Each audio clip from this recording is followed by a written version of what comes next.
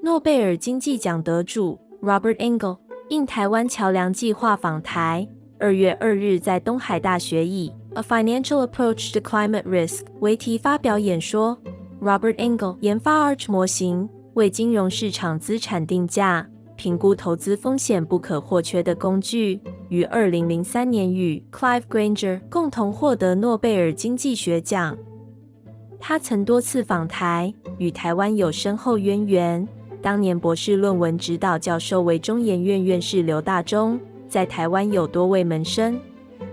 台湾桥梁计划由中研院、台湾大学携手东海大学等学研机构与世界和平基金会共同推动。I studied physics and mathematics, and I always thought I was going to be a physicist. So in fact, I went to graduate school to study physics at Cornell, and I spent a lot of time in the basement of the physics building doing superconductivity experiments.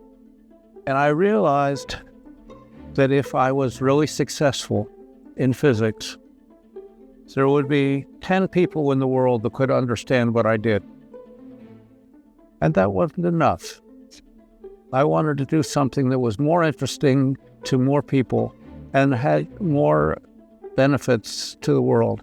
Now, it probably turns out that superconductivity has a lot of benefits to the world too, but that was what I wanted to do, things that more people could understand. Economics was the most mathematical of the social sciences, so I gravitated toward economics.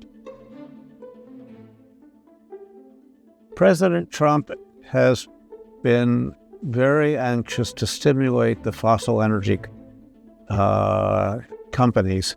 So what he has done is actually trying to stimulate them at the same time as he's trying to slow down the renewable energy. And the net effect of that is to reduce the termination risk for coal and gas companies so that they don't think that their lifetime is going to be as short as maybe we thought it was before. Actually, I don't think he's been very effective at that, in spite of all his efforts. I think they are still concerned about termination risk, and I think investors are still concerned that oil and gas don't have an infinite lifetime anymore either. I think his policy is in exactly the wrong direction. He is doing so many things that I think are actually going to be bad for the United States, and most of them are going to be bad for the rest of the world too. A bubble is where you invest in something not because you think it has value, but because you think somebody else is going to buy it from you at a higher price later. So a bubble doesn't really have an economic value by itself. It's more who is going to be the last person in this, and then it will collapse. And you recognize bubbles often by the fact that people are buying things that they don't really need or want or have value. In the U.S., we had, during the financial crisis, we had a bubble, we thought, in the housing market. And it turned out, of course, that many people were buying second and third homes, and they had no intention of living in them. They were just going to sell them again later. And so when it collapsed, they just sold them. That, I think, is a similar story to what happened to the real estate bubble in China. So the question is, does that describe AI? And I think the answer is no, because the AI companies have products that have value that are being used.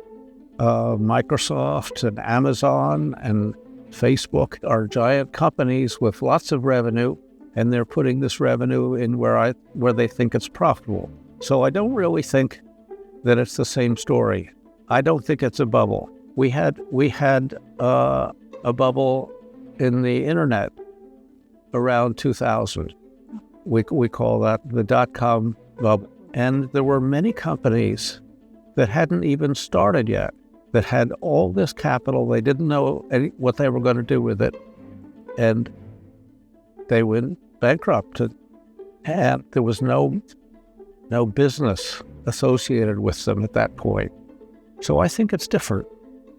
I don't mean that the AI is not going to go down, that some of these investments will not, retract. But I don't think they're going to go collapse the same way other bubbles have done, right? The dot-com bubble.